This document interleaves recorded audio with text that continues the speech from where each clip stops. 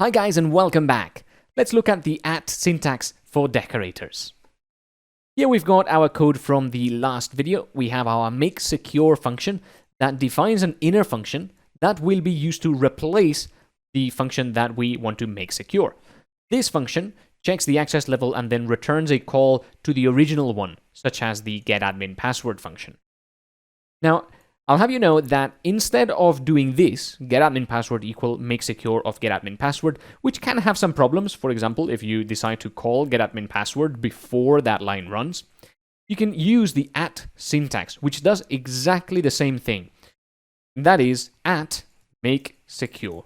If you put at make secure in front of or on top of a function definition, that will prevent the function from being created as is, and instead it'll create it and pass it through the decorator in one go. So you no longer need that here, and now you'll see that if we run this code, you will get no admin permissions for Jose, because at the moment I am a guest, but if I change this to an admin, then it'll all work out. However, there is a small problem with decorators as a whole, both when you assign them and also when you use the at syntax, which is that when you replace this function by this one here, the name of the function changes. So the getAdminPassword still exists as a name inside Python, but it is no longer registered as a function internally. Now the secure function is registered as a function internally, and there are some libraries that will actually use that internal name. So for example, if you print getAdminPassword.name, you'll see what I mean. The name of getAdminPassword is actually secure function. So that is a bit of a problem that we have to solve. In addition, if you had any documentation attached to getAdminPassword, it would also be lost when you replace it with secure function because this one doesn't have any documentation.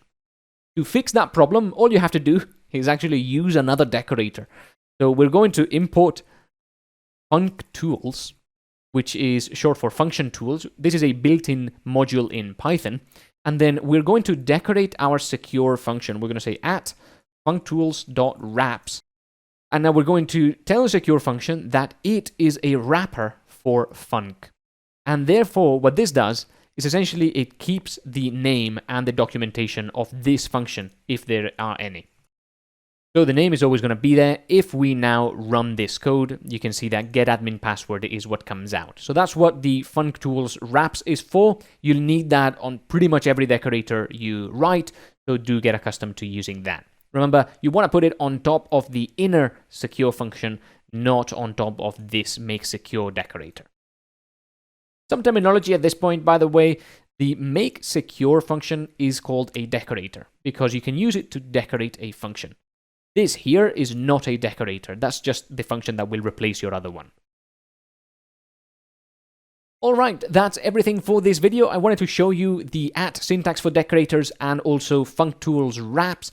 Those two are essential when you're working with decorators in Python. Thanks for joining me in this one. Hope you've learned something, and I'll see you in the next video.